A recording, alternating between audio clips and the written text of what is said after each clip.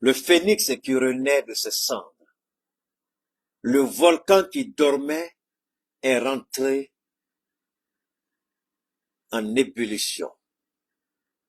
Le volcan qui dormait s'est réveillé. La terre a tremblé du côté de Yopougon, à la place mythique, le Figayo. Le président a parlé comme un chef, comme un père. Il a parlé et c'est le Laurent Gbagbo de 1990 que nous avons retrouvé avec fierté. Quand je l'écoutais parler, je me voyais encore en 91, 90, 91, 92. J'ai dit, ce discours-là nous a manqué. Ce discours nous a manqué. Et Gbagbo a choisi le temps. Il a laissé les choses mijoter. Il a fait, comment vous dites ça, en bon français? Christine, faut m'aider ici, là. Quand vous mélangez là, comment vous dites ça? Vous mélangez, pour faire une bonne, vous mélangez un peu de tout, non? Aromatisé, Gbagbo a laissé la grenadine monter. Il a laissé le RHDP se fourvoyer, s'humilier. Et Laurent Gbagbo est venu et dit, il voit rien. Je suis là. Et ce discours mérite d'être enseigné. Ça, c'est mon avis, dans nos écoles, dans nos universités. Ce discours mérite d'être expliqué dans nos foyers, dans nos familles, dans nos villes, dans nos régions. Chacun doit prendre ce discours comme son petit déjeuner, son petit pain, et puis le disséquer, le comprendre. Mais dans tout le discours, Gbagbo n'a pas dit vous, vous, vous. Il dit moi, moi, moi. Et c'est fondamental. Gbagbo veut que chacun se mette à sa place. Que chacun dise, c'est moi. Le moi de Laurent Gbagbo, il aurait pu dire nous, nous, nous. Il assume chaque mot. Il a dit, moi, je suis prêt pour le combat. Est-ce que vous êtes prêt pour le combat? Voilà pourquoi il a dit, moi, je n'accepterai pas. Moi, je n'accepterai pas. Donc, il ne parle pas dans une forme de généralisme ou de généralité où on dit c'est on sait qui, on ne sait pas. Il dit, moi, Koudou Laurent Gbagbo. On va se battre. Et l'idiot, le mouton à Djoumani, le pervers voleur, le criminel Djoula-Djougou. Djoula-Djougou, ça veut dire quoi? Ça veut dire c'est un toutou. Adjoumani est un petit toutou. Il est partout. Quand il voit ça, il voit la rondeur nette, sa livre là commence à tomber. Il est la honte des Abrons. Il est la honte des Koulango. Il est la honte des Jimini. Il est la honte de Bondoko et de Tanda. Quand il voit femme, il ne peut plus respirer. Et Gbagbo Laurent dit, j'assume chaque mot. Et si vous voulez me suivre, chacun doit assumer. C'est pourquoi chaque fois qu'il parle, il dit moi, moi, moi. C'est important et c'est fondamental. Et le message est arrivé clair. Le message a quitté la place mythique du Figaro et le message est atterri. Avec Vladimir Poutine nous a prêté un avion, un Su-57, c'est ça? Su-57. Voilà. On a mis le message de Gbagbo dedans pour on allait déposer à l'Élysée. On dit Macron, on a fait livraison rapide. Voilà le message du président Gbagbo, il faut lire, il faut écouter. On va écouter le président Koudou Laurent Gbagbo. On va l'écouter juste un instant. Et puis on va parler. On va envoyer la bombe. Le message est clair, le message est sans équivoque. Je posais la question, qui allait avoir ce courage-là pour parler comme Gbagbo a parlé? Comme il dit, vous arrêtez mes collaborateurs, vous arrêtez les membres du PPAC et du PDCRDA, vous arrêtez ceux qui disent qu'on a fait, Voilà, moi, Babo Laurent, je viens dire, attention, c'est un message psychologique, c'est un message, c'est un matraquage. Non. Quand tu court-circuit, c'est ça, courant, c'est ça. Comment vous dites ça? Un courant va te circuiter. C'est un électrochoc qu'il a envoyé. Il a parlé. Pour être honnête, pas que j'ai eu peur pour Babo Laurent, pour être honnête, c'est le discours que j'attendais de toutes mes forces. C'est quelque chose que j'espérais, c'est-à-dire voir Babo tenir un discours clair et net, sans ambiguïté. Parce qu'il a été beaucoup trop doux avec Ouattara. Et rappelez-vous, je vous ai dit, si quelqu'un connaît bien Ouattara, il y a deux personnes en Côte d'Ivoire. Et j'ai dit, s'il y a un tiers des Ivoiriens qui connaissent Ouattara tel que Dieu nous le révèle, il ne ferait pas 24 heures au pouvoir. Vous avez vu la démonstration. Quand vous dites que vous parlez au nom de Dieu, que vous êtes établi par Dieu, quand vous parlez et que c'est la volonté de Dieu, ne vous en faites pas. Prenez votre route parce que vous avez délivré un message. Regardez la suite. Et moi, j'ai été, je peux dire, très content, très heureux. On va revenir sur le discours du président. Mais avant, permettez-moi dans un premier temps de... Ouf, oh là là. Alors, merci rapidement là. Je voudrais remercier les uns et les autres par rapport à cette confiance chaque fois renouvelée. Mais je voudrais aussi demander pardon à ceux qui veulent nous contacter par rapport à nos produits. Je vous en prie, quand on donne le numéro, ce n'est pas pour être désagréable. C'est parce qu'il y a un besoin que vous l'exprimez. Et le numéro que je donne, c'est un numéro WhatsApp. Vous laissez un message, tout de suite, Keita vous répond. Mais quand vous voyez Keita en ligne, chaque seconde, vous appelez, même quand on rejette, au lieu de dire, ah, s'il a rejeté, c'est parce que peut-être il est en train de faire quelque chose, mais vous insistez, ça devient très gênant. Et puis, pour la première fois que vous rentrez en contact avec Keita, je vous en prie, ne vous permettez pas de lancer des appels vidéo, ça ne se fait pas. Certes, je vends des produits, mais je ne prends aucun appel vidéo. Parce que vous lancez l'appel vidéo, vous ne savez même pas dans quelles conditions je suis. Je suis en train de conduire, je suis en train de faire ceci, et puis vous permettez de vous lancer les appels vidéo. Quand même, moi, je pense qu'il y a un minimum de courtoisie quand quelqu'un dit, bon, ceux qui vont lancer les appels vidéo désormais, je vais tout simplement vous demander de ne plus le faire. Si vous insistez, je vous retire tout simplement de la liste de mes trucs, donc vous n'aurez plus accès à moi. Le numéro, c'est pour laisser un message précis. Et moi, je réponds. Si je mets du temps, vous renvoyez jusqu'à ce que je vous réponde. Permettez aux autres, surtout aussi quand on vous répond, permettez aux autres d'avoir accès à Keita. Il y en a qui veulent me monopoliser, m'empêcher même d'aider d'autres personnes. À chaque seconde, ils vont appeler. À chaque seconde, ils vont appeler. Alors que vous avez répondu à tout, ils ont fait leur paiement, ils commencent leur traitement, mais ils vont même pas vous laisser tranquille.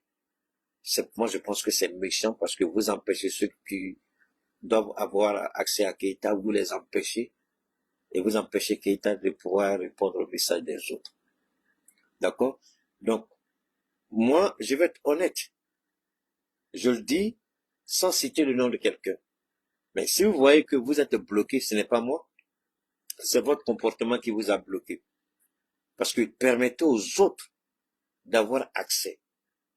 Souvent, les gens pensent que je suis assis là, ils sont les seules personnes à me contacter. Mais vous rentrez dans ma messagerie, c'est pas possible. Quand moi je sors le temps de rentrer, il y a au moins 200, 300 messages qui sont dedans. Tu te réveilles le matin, toi, mais tu as peur, tu vas répondre ça comment? Mais souvent, tu t'assois, tu travailles, quand tu te lèves là, tu sens même que vraiment, tu es fatigué. Mais j'ai dit non, les gens ont besoin de moi. Parce que chaque cas est une urgence, chaque cas est un besoin. Donc, rapidement, je vous en prie, quand vous, ce que je dis une dernière fois, venez à moi, non pas avec tous les documents, vous allez... Non, non, non, c'est pas ce que j'ai dit. J'ai dit, venez à moi, qu'est-ce que le médecin a dit? Quel est le diagnostic du médecin? Voilà ce qu'il a dit. J'ai l'anémie, j'ai l'hernie discale, j'ai la drépanocytose, j'ai telle ou telle chose, mais là, je vais insister sur 2 à 3 points rapidement. Souvent, vous négligez les conséquences de l'hypertension et du diabète, qui peuvent provoquer plusieurs situations malheureuses sur vous.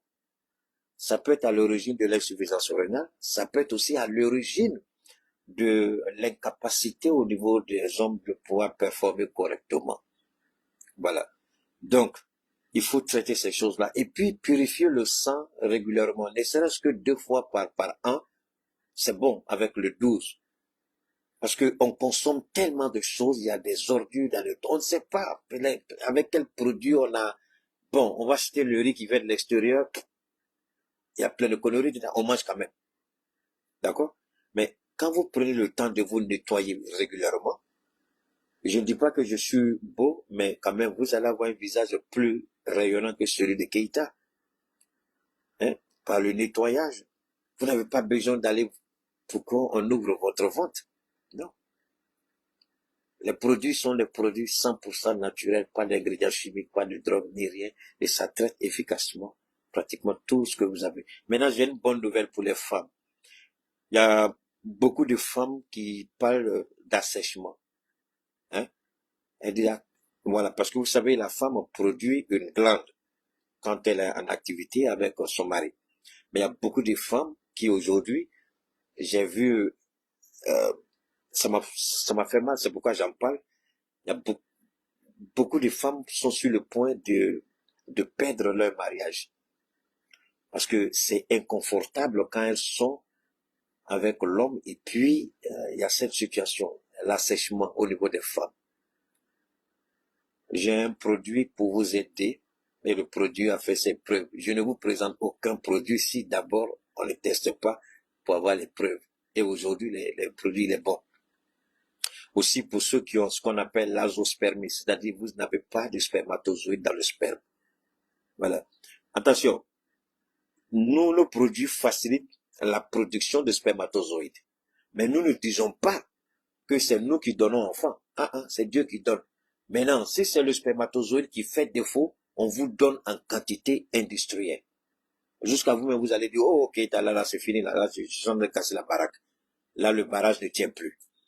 Les femmes aussi, c'est le même produit, hein, qui augmente la production de spermatozoïdes. C'est le même produit pour les femmes, mais l'utilisation avec les femmes, c'est avec le lait. Donc, ça produit suffisamment, la femme arrive à produire suffisamment de glandes pour rendre bon, ce que vous connaissez, j'ai pas envie de dire, agréable. Parce qu'il y a beaucoup d'hommes qui laissent leurs femmes à cause de ça pour aller faire ce que vous connaissez au dehors. Donc, on va vous aider à sauver votre mariage. Les femmes qui ont ce problème-là, désormais, c'est un vieux souvenir. On peut vous aider à gérer ça pour que ce soit le barrage qui a éclaté. L'homme lui-même, il va fuir parce que l'eau sera en abondance et il ne saura même pas où il faut aller. D'accord? On va vous aider. Et c'est pas ça seulement, que ce soit bien d'autres pathologies. Vous venez à nous, je vous en prie, pas des documents, mais un diagnostic précis et on voit dans quelle mesure on peut vous aider. On peut pas aider tout le monde. On peut pas soigner toutes les pathologies, mais on fera ce qu'on peut pour soigner la plupart des pathologies. Alors c'est le 223, c'est un seul numéro, 223 72 77 47 88. 223 72 77 47 88. D'accord? Voilà. Maintenant on est ensemble et puis y a aucun souci.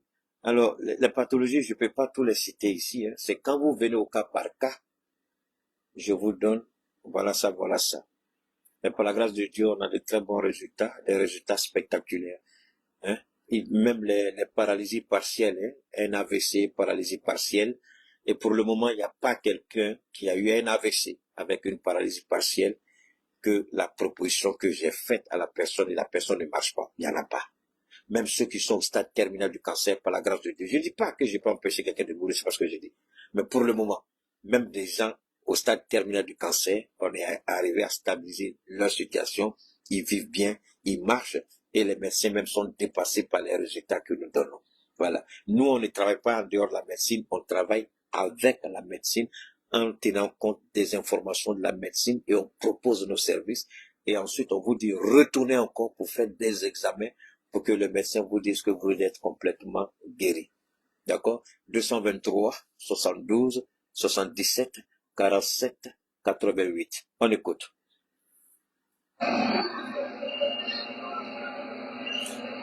Chers amis, je voudrais vous remercier d'être aussi nombreux. Mais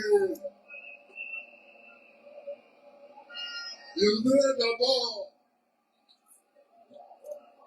remercier un petit problème.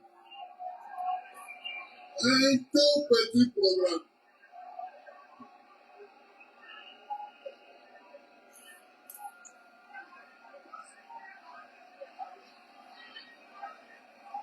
Je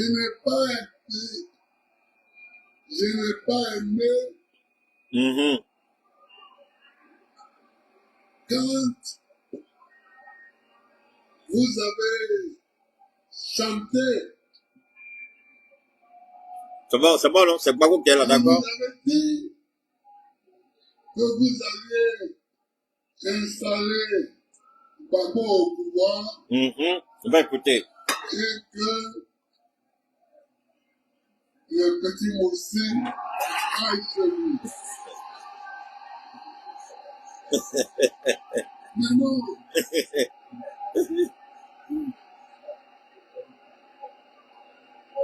Bon, ça c'était une remarque, hein? Il avait raison. chers amis, Attends, je vais faire avancer un peu. a été créé à Bamako.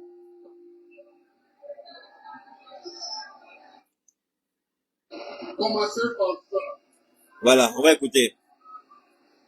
Mais, chers camarades, chers amis,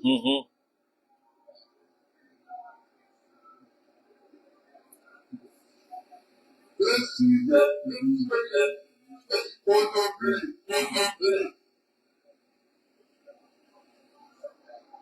c'est un sujet grave. C'est un sujet grave.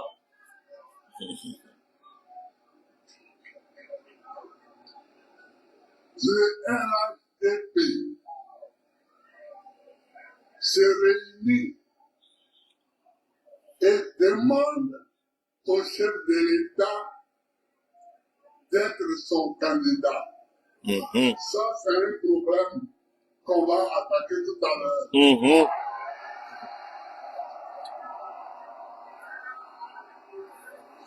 Mais le chef de l'État leur dit, j'ai compris, je vais réfléchir. Et il prend l'avion, il s'en va en France.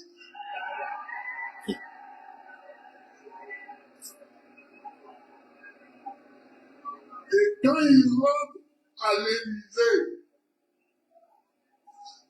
et qu'il sort de l'Élysée, il prend l'avion, il revient à Abidjan, et le lendemain, il nous dit, je serai candidat.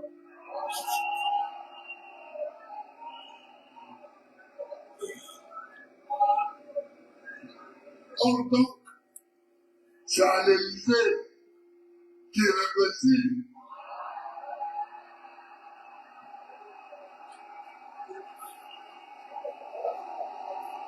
Donc, vous avez, ça c'est la première flèche. Hein? Donc, il va à l'Élysée, et c'est à l'Élysée qu'on détermine sa candidature.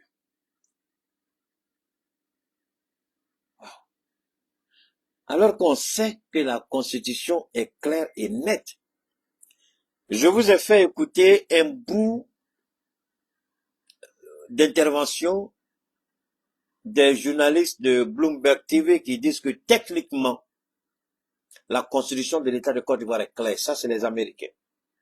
Et que Alassane Ouattara, après avoir violé la constitution en 2020, veut récidiver encore et puis violer une deuxième fois pour un quatrième mandat.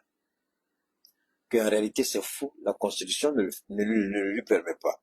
Donc, Gbagbo Laurent dit, donc c'est en France qu'il va prendre instruction.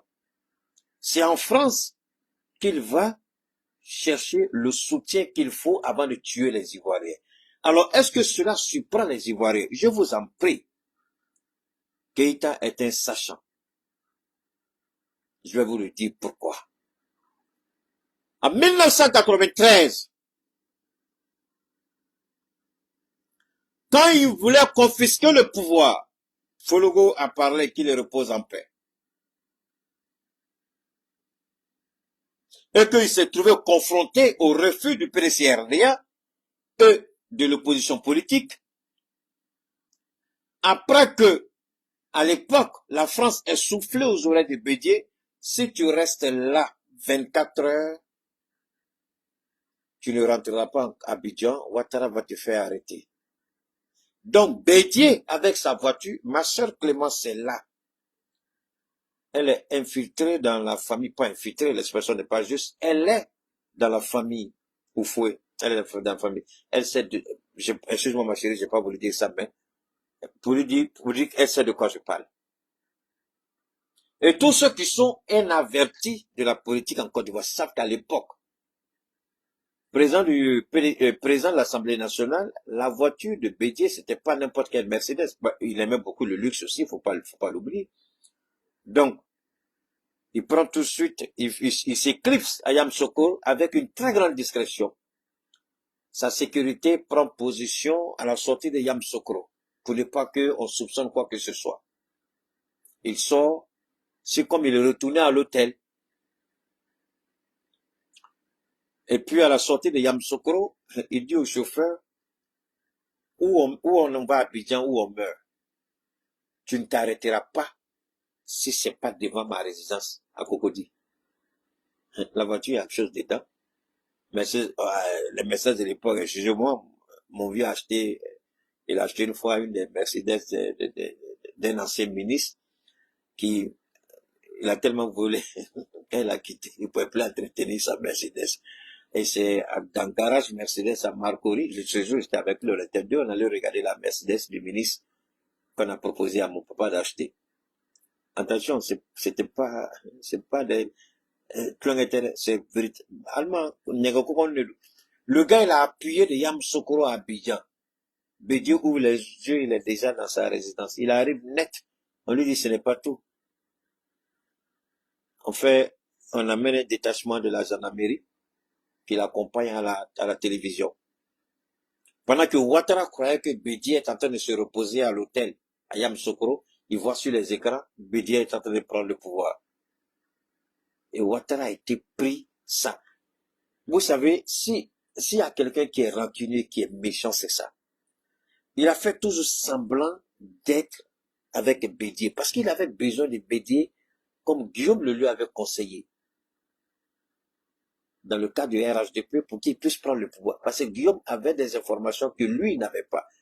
Il ne voulait même pas écouter Guillaume Soro quand Guillaume Soro lui faisait cette proposition.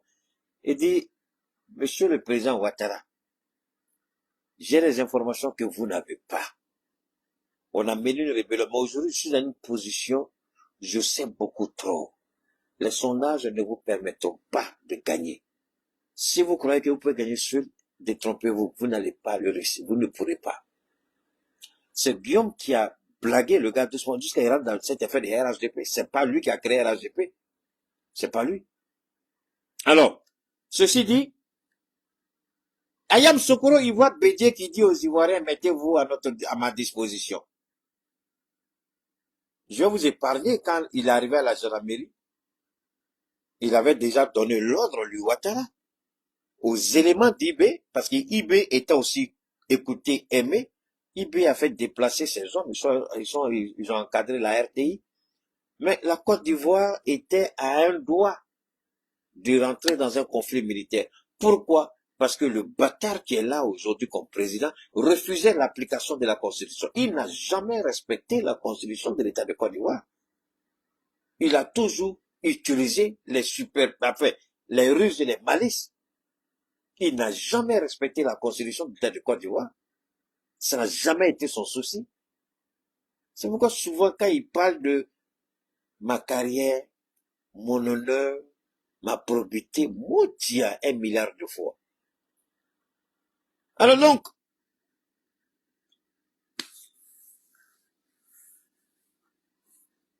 laissez ça, laissez les gens, on ne peut pas perdre le temps avec tous ceux qui vont raconter leur vie de merde, laissez-les. La seule chose c'est quoi? Excusez-moi une seconde. Quand tu vas sur Keïta et puis tu n'es pas d'accord avec Keïta, tu veux l'insulter, tu veux dire tout. Mais Dieu rend toute la gloire de sa puissance. Tu regardes Keïta, tu as envie de mourir. Parce que là, tu vois la gloire de Dieu. Et là, tu vois la puissance de Dieu. Là, tu vois cet homme-là, ces petits bâtards-là, quand vous les mettez à côté de moi, ils ont la peau crasseuse. Des peaux, on dirait des écailles. Des peaux, on dirait un peau de crocodile de caïman. Ils sont vilains, il n'y a aucun.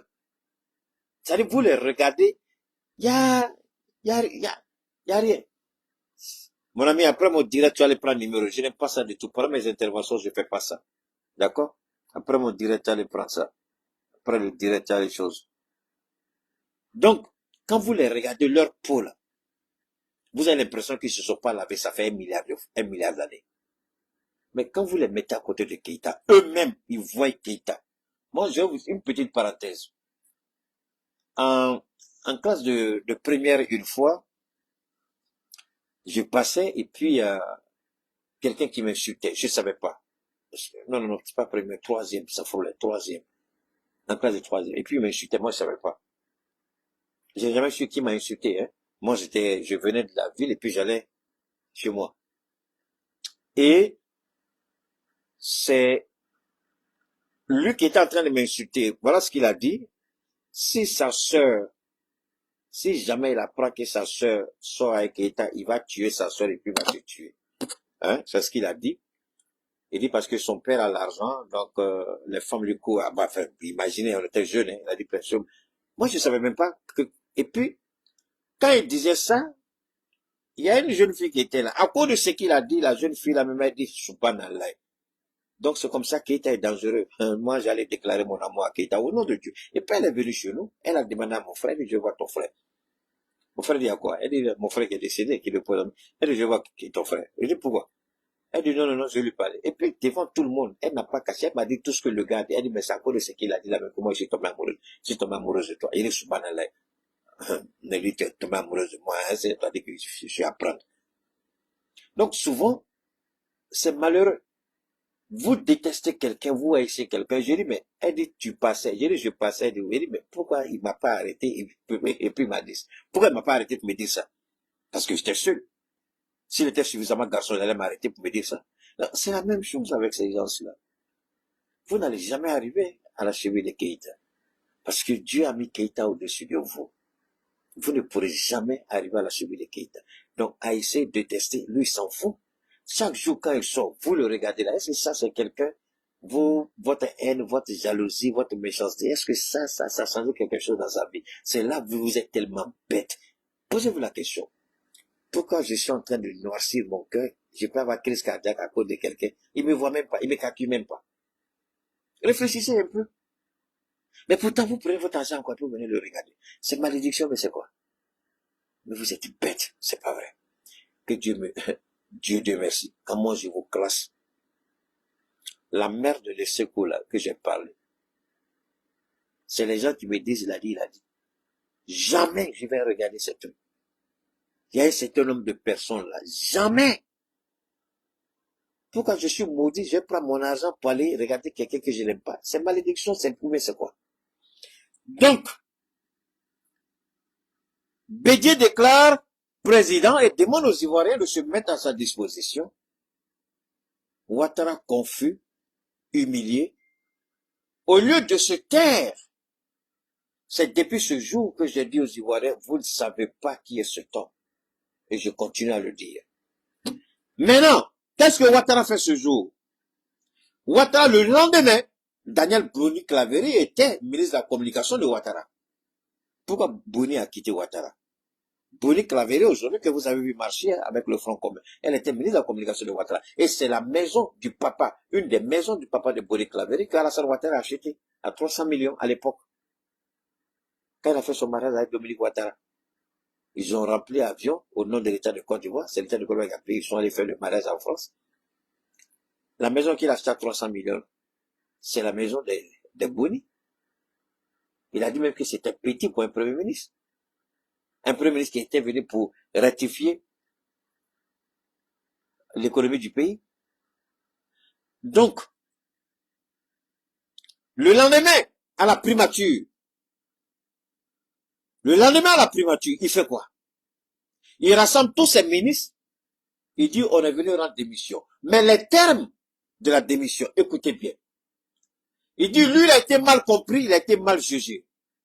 Au moment, lui, il attendait quoi? Écoutez très bien. Au moment, lui, il attendait la réponse de Paris, de l'Élysée, sur l'interprétation de l'article 11 de la Constitution. Subhanallah. Sacrilège. Malédiction. Stupidité. Un premier ministre qui dit devant le monde, j'ai envoyé l'article 11 de la Constitution pour être interprété par Paris, par l'Élysée. Et ça n'a posé aucun problème. Mais depuis ce jour-là, c'est comme si Dieu me dit, à partir de maintenant, regarde cet homme, il est faux, il ment, il manipule, il est dangereux, il est rancunier, il est envieux, il va créer tous les problèmes à la Côte d'Ivoire. Ce jour-là, c'est ce que l'Esprit de Dieu m'a fait comprendre. Mais attention, c'est pas tout. En 95, dans le Front commun, on l'a vu. Quand ça n'a pas, le Front républicain, pardon, quand ça n'a pas marché, qu'est-ce qu'il a fait? Il a menacé le pouvoir du Bétier. Je vais frapper ce régime, là, va tomber comme un poste. Un pourri. C'est lui qui a dit. C'est lui qui a dit.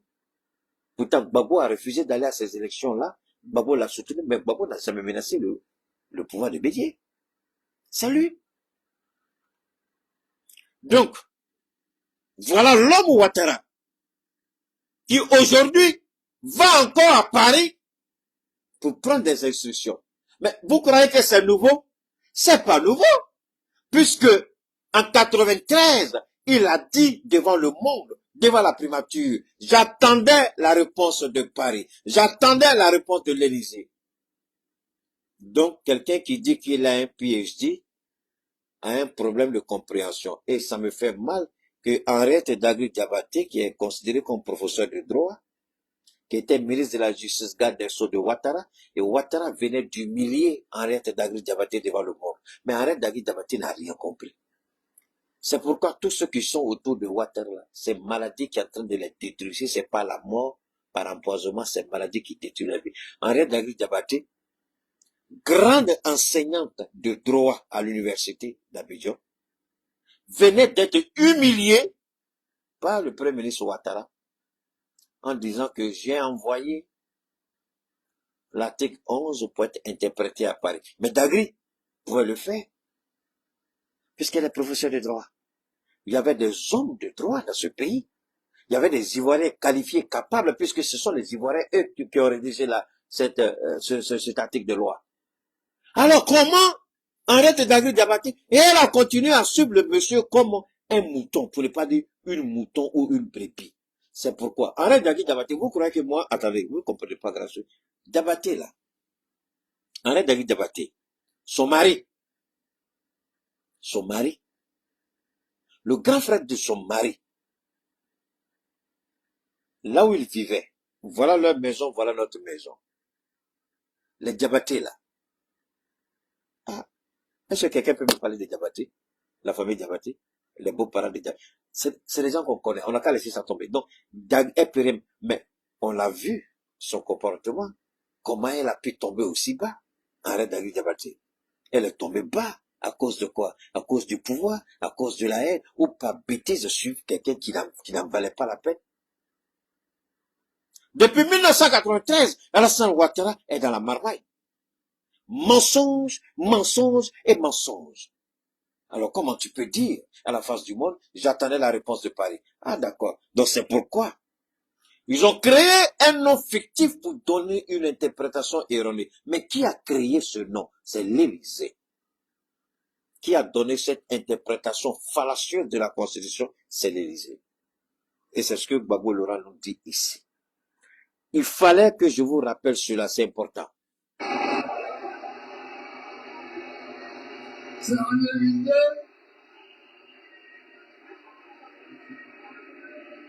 qui prend les réponses à donner à ses militaires à Côte d'Ivoire.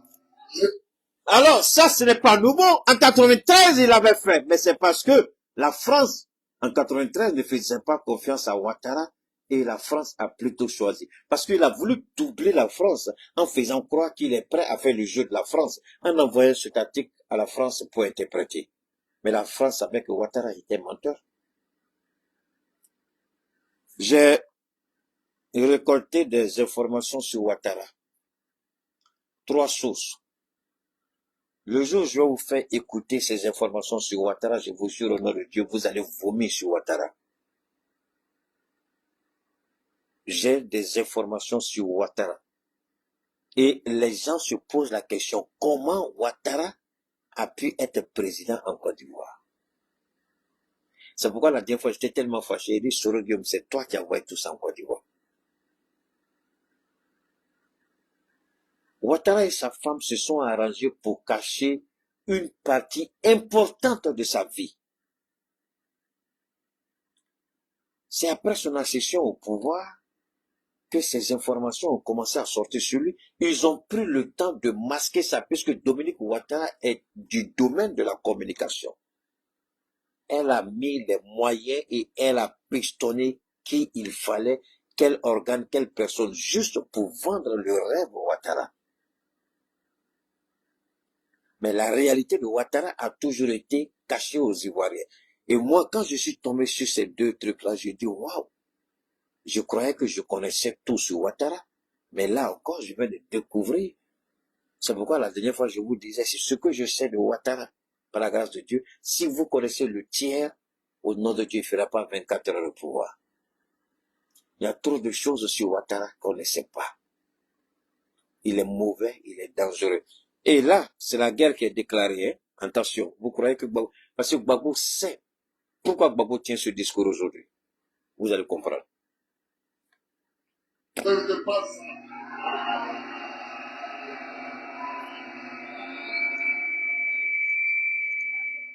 est indépendant ou on lutte pour l'indépendance, mais on n'est pas dépendant de l'Élysée. Je ne dis ça. Vous écoutez, là, je. Et si c'est pour ça Écoutez bien maintenant. Qu'ils ont bombardé ma résidence présidentielle. Quand ils étaient présidents, eh bien, ils peuvent recommencer.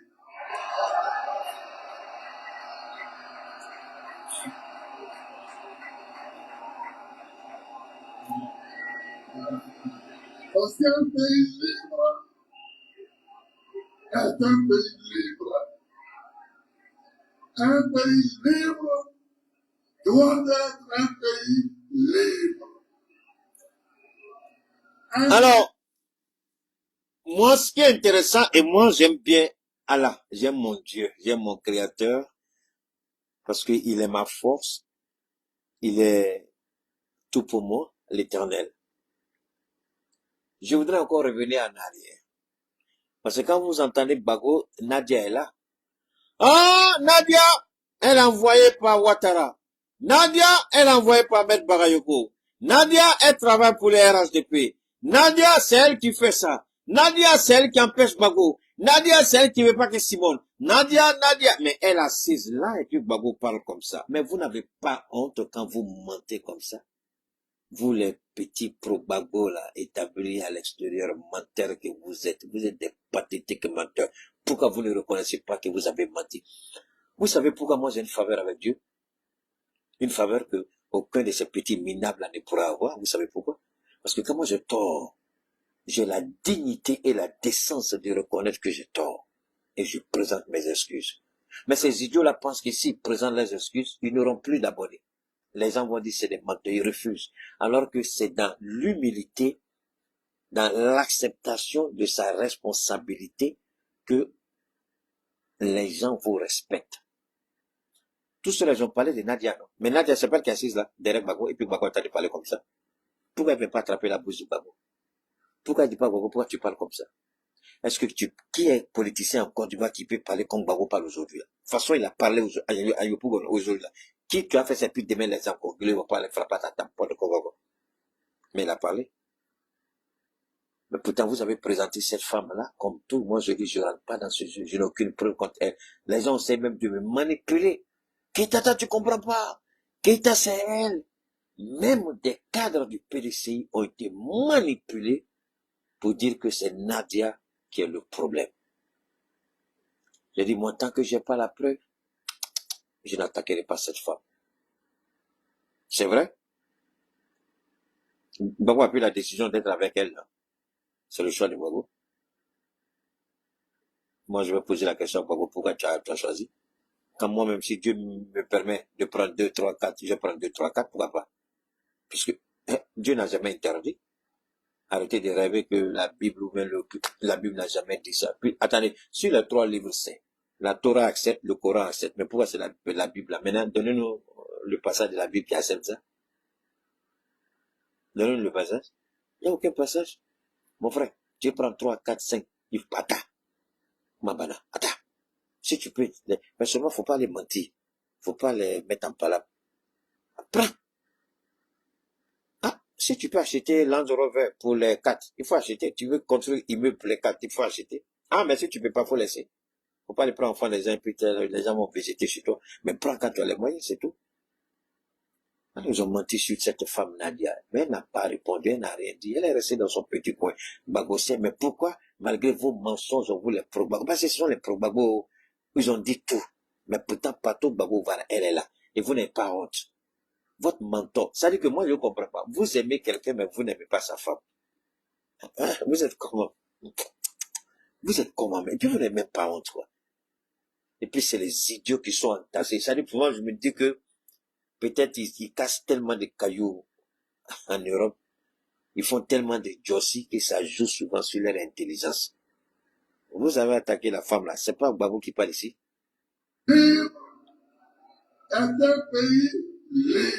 Nadia est là.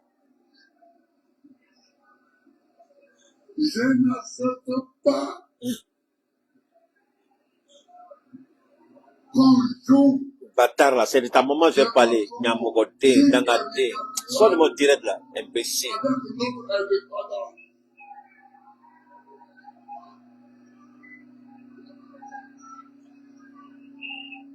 Maintenant, le vrai sujet,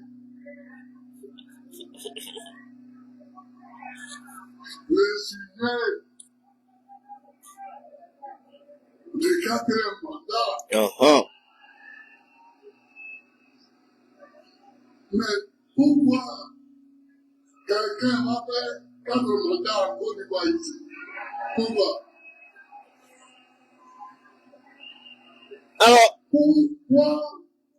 c'est bon d'entendre le président Bago parler ainsi, parce qu'il lève l'équivoque sur beaucoup de choses. Quand vous avez entendu la dernière fois le procureur, la malédiction, la momie, la bêtise humaine, il dit, après l'opposition, quand les gens ont fini, bon, évidemment, c'est pourquoi Bago a dit que les gens, désormais, il faut pas, ils vont faire ça, ils ont donné on a compris, parce que on va installer Bago, on va enlever le petit Mossi, on va installer Bago. Bago dit désormais, si quelqu'un vous attaque, vous attaquez copieusement la personne et vous la recadrez. Mais, il y a des trucs qu'il faut pas faire. Il y a des choses qu'il faut pas faire, mais vous ne répondrez désormais qu'en légitime défense. Ça, c'est l'ordre qu'il a donné. Bago a été clair. Désormais, vous avez le droit. Donc, pour dire au procureur, là, tes menaces, là, on s'en fout. Il s'est pas arrêté là. Il allait encore plus loin. Il dit, nos amis que vous avez arrêtés, nos camarades que vous avez arrêtés, vous croyez que leur arrestation va nous empêcher, va nous dérouter? Non. Gardez-les. Ils seront libres bientôt. Ils savent à quoi ils s'en tiennent. Ils savent ce qui les attend quand ils se sont engagés dans ce combat. C'est pourquoi je dis à tout le monde, je n'ai pas peur, je vais me battre. Et Gbagbo a levé l'équivoque sur tellement de choses. Arrêtez autant que vous voulez. La marche ne s'arrêtera pas. Arrêtez autant que vous voulez, on ne s'arrêtera pas. Et on fera de la Côte d'Ivoire un pays de marcheurs. Parce que tant qu'il va rester prétendre aller aux élections, lui, pour un quatrième mandat, on va marcher et rien ne nous empêchera de marcher. Et le message était loud, comme disent les Anglais, clair, net et limpide pour que le procureur comprenne. C'est pourquoi, en parlant, il a dit je. Et là, il défie le procureur. Voilà ce que je dis. Viens prouver que ce que j'ai dit est faux. Viens prouver que j'ai contourné la loi ou j'ai violé la loi. Ou j'ai commis un parjure ou j'ai commis un délit. Alors donc, le procureur sait très bien que ce discours-là, quand bien même que c'est Ouattara qui est visé, mais lui-même, il est visé aussi dans ce discours. La mobilisation, elle est exceptionnelle. En une semaine, le RHDP ne peut jamais rêver faire ça, c'est pas possible. Donc quand Gbagbo parle, il sait à qui il s'adresse. Le procureur qui est le chien de garde, le chien renifleur, qui veut s'attaquer aux gens, il dit, désormais, sachez faire la distinction entre les choses. On va continuer Gbagbo Lora encore. Quelqu'un croit que lui, il peut faire 4 mandats en Côte d'Ivoire. Je refuse.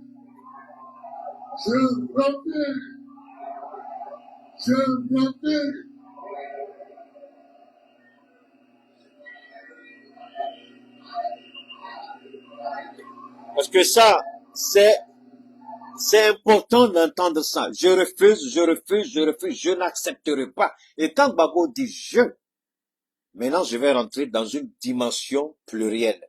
Le je qui symbolise la singularité, mais le je, ici, dans le langage politique, c'est la pluralité. Je, moi Gbagbo, rappelez-vous ce que je vous ai dit la dernière fois.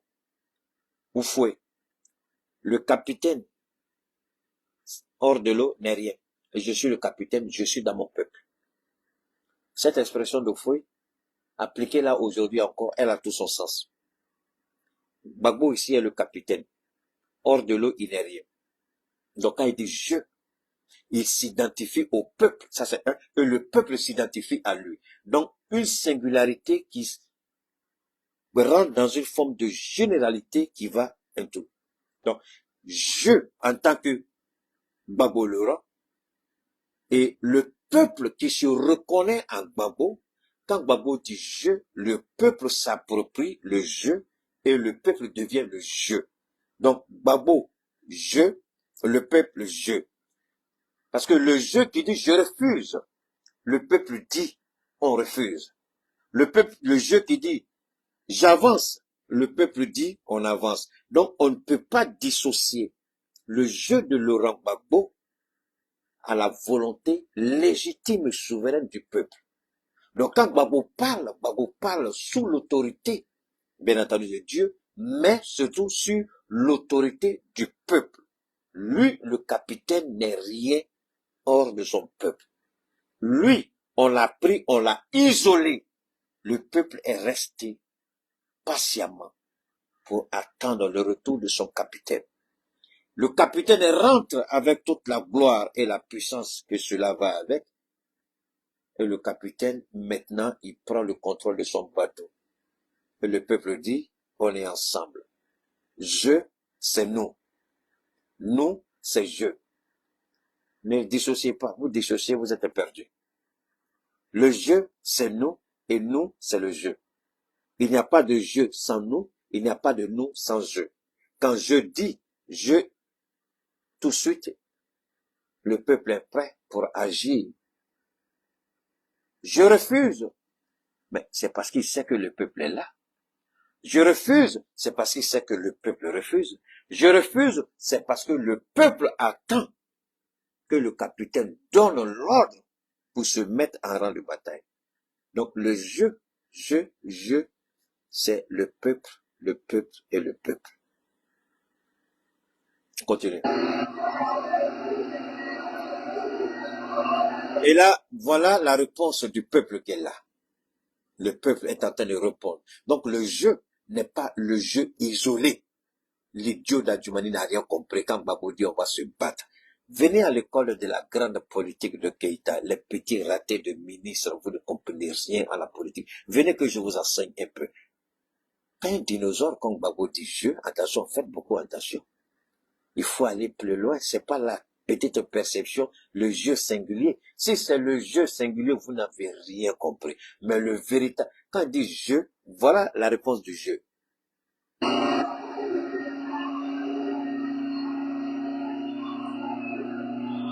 Voilà la réponse. Voilà. Il faut refuser. Il faut refuser. Comment la Constitution est claire. La Constitution est nette. La Constitution interdit à un citoyen de faire plus de 2 mandats. Et toi, tu es là, tu veux faire 4.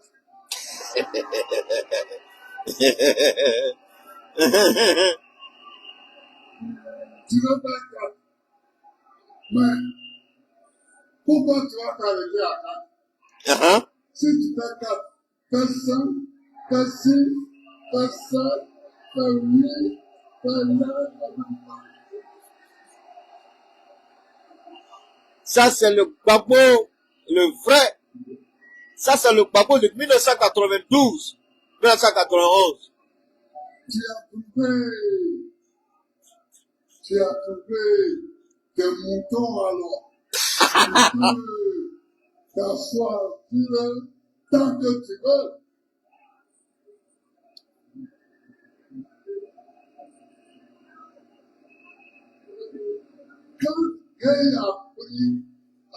Quand Gay a pris le pouvoir, après le coup d'État qu'on lui a attribué,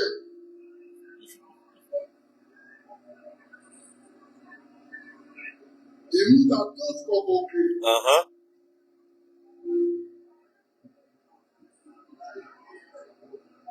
Et il nous a demandé de réfléchir à la rédaction d'une constitution.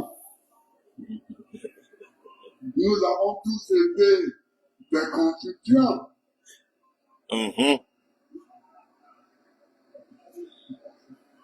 C'est là qu'on a trouvé qu'il fallait limiter le nombre de mandats.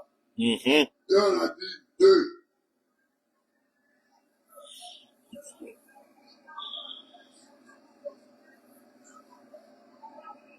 Pourquoi a eu la chance à son temps? La Constitution ne prévoyait pas 2 mandats seulement. Aux États-Unis, ils ont fait plusieurs mandats jusqu'à Roosevelt.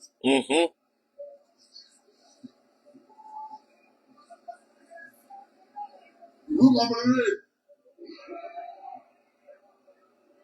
Mais ici, c'est au moment où on a limité le mandat que quelqu'un vient.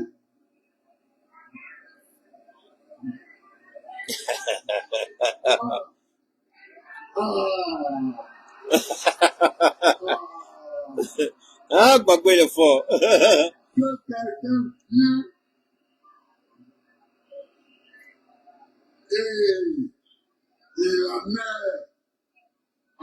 est en train de finir son troisième mandat illégal. Le troisième mandat même qu'il finit là est illégal. Mais non content d'accepter un mandat illégal, le troisième, il va faire un quatrième.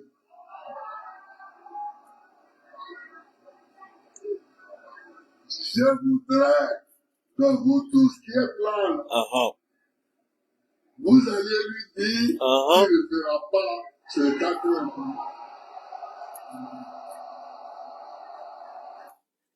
Allez lui dire qu'il ne fera pas ce quatrième mandat. Nous sommes prêts au sein de l'AES à accompagner les Ivoiriens. Quand je dis nous sommes prêts, nous ne disons pas que les Ivoiriens doivent prendre les armes, c'est pas ce que je dis. D'ailleurs, on a déjà commencé. Quand vous regardez la plupart des activistes au sein de l'AES, dans les 3 pays, tous nous travaillons de concert avec l'opposition ivoirienne. Nous les aidons à divulguer, à communiquer, à propager des informations sur leurs activités. Et nous faisons en sorte que l'opposition ivoirienne puisse avoir un écho au sein de l'AES. En cela encore, je vais demander que justice soit faite pour Alino Fasso. Il a été tué par un sanguinaire et un criminel, par des voleurs, des voyous, des corrompus et des corrupteurs. Ils l'ont tué pour la simple bonne raison qu'il aime son pays, il était patriote. Je le dis, je le répète, le corps d'Alino Fasso a disparu. Ils ont fait disparaître son corps, ils l'ont enterré précipitamment quelque part pour ne même pas qu'on aille à regarder à quoi ressemble le corps. Et même en enterrant le corps n'a pas été enterré tel qu'il a été mutilé. Le corps a été détruit, aspergé d'acide pour ne même pas qu'on trouve de traces du monsieur. Voilà ce qu'ils ont fait d'Alino. Mais le crime d'Alino ne restera pas impuni. Le régime là va tomber. C'est pourquoi nous allons communiquer et quand le régime va tomber, le pouvoir qui sera mis en place, nous allons leur demander de faire la justice sur la mort d'Alino. Actuellement, ce sera peine perdue de croire que ces voleurs qui sont à la tête de la Côte d'Ivoire vont faire quelque chose. Ils ne le feront pas. Et nous, notre rôle, notre devoir, c'est de faire en sorte que le pouvoir d'Abidjan tombe. C'est d'accompagner l'opposition autant qu'on peut, par tous les moyens légaux, jusqu'à ce que le régime criminel tombe. Ceux qui ont fait ça, les élèves gendarmes étaient là, ils savaient où était détenu Alino. Ils vont pas, excusez, je vais rapidement retrouver mes 2 trucs là, voilà. Ils ne vont pas, merci infiniment. Alors, où est le deuxième? J'espère que vous m'entendez. Donne-moi une seconde, hein. Il y a mon deuxième micro que je vais rechercher rapidement.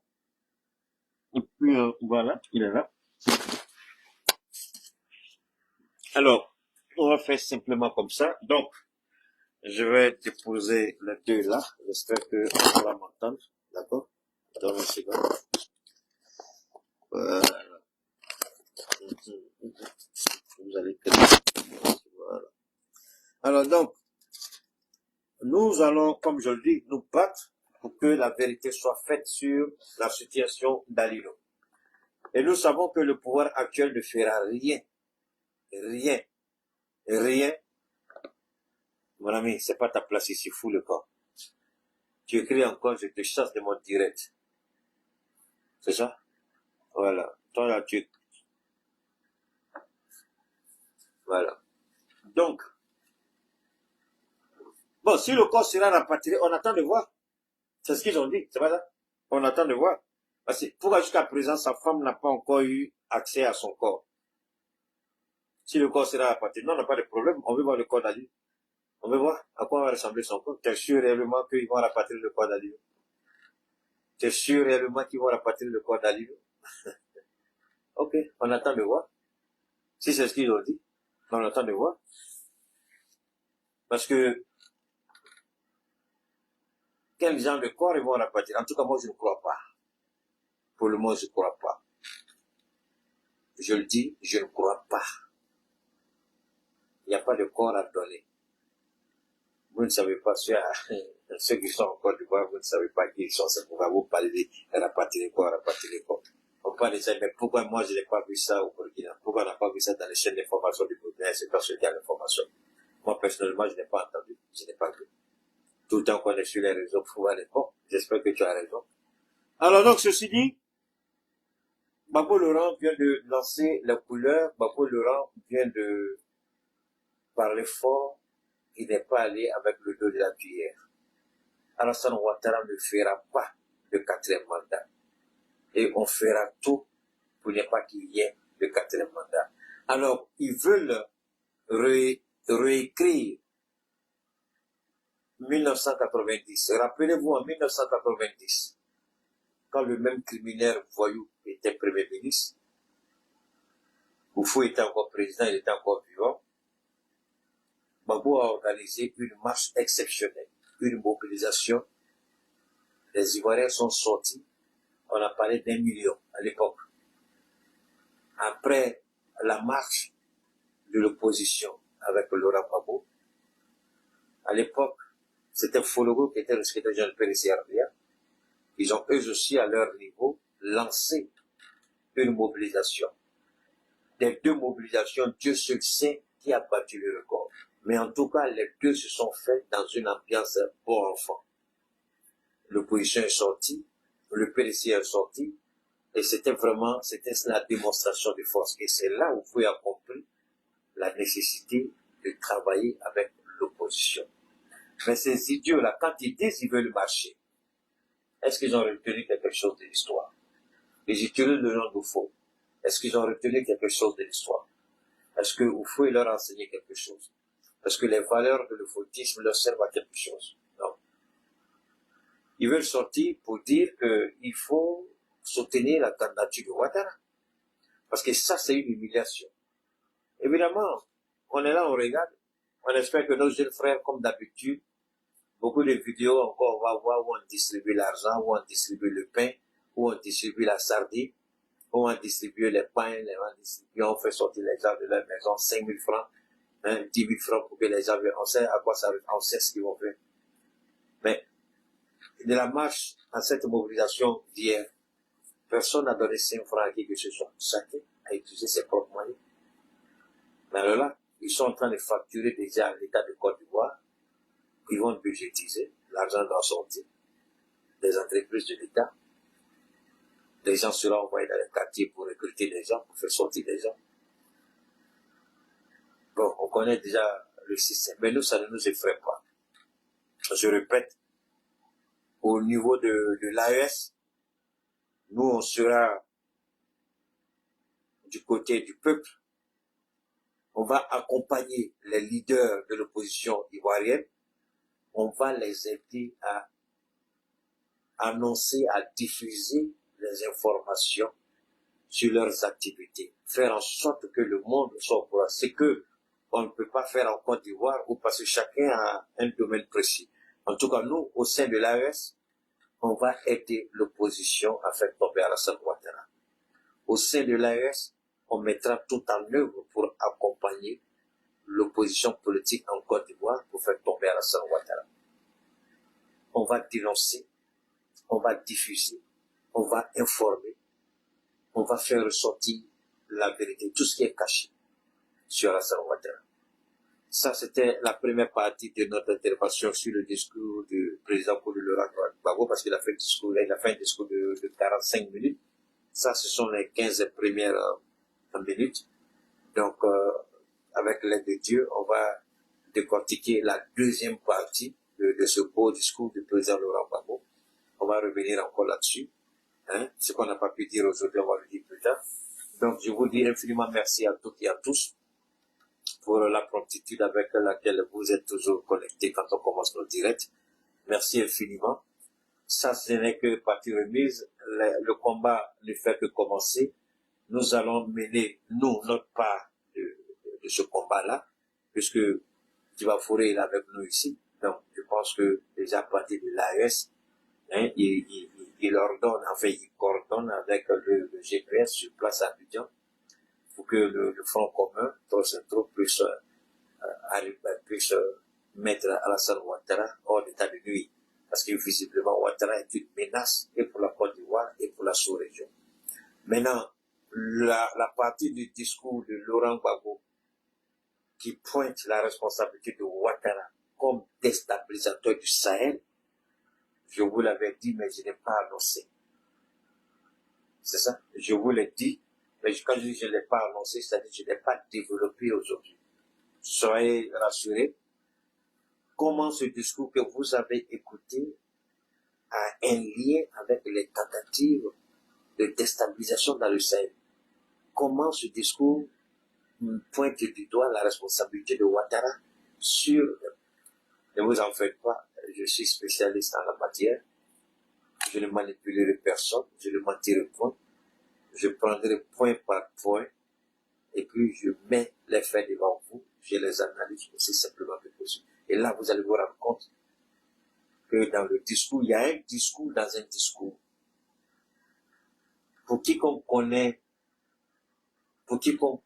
Laurent Gbagbo, il ne parle pas comme ça.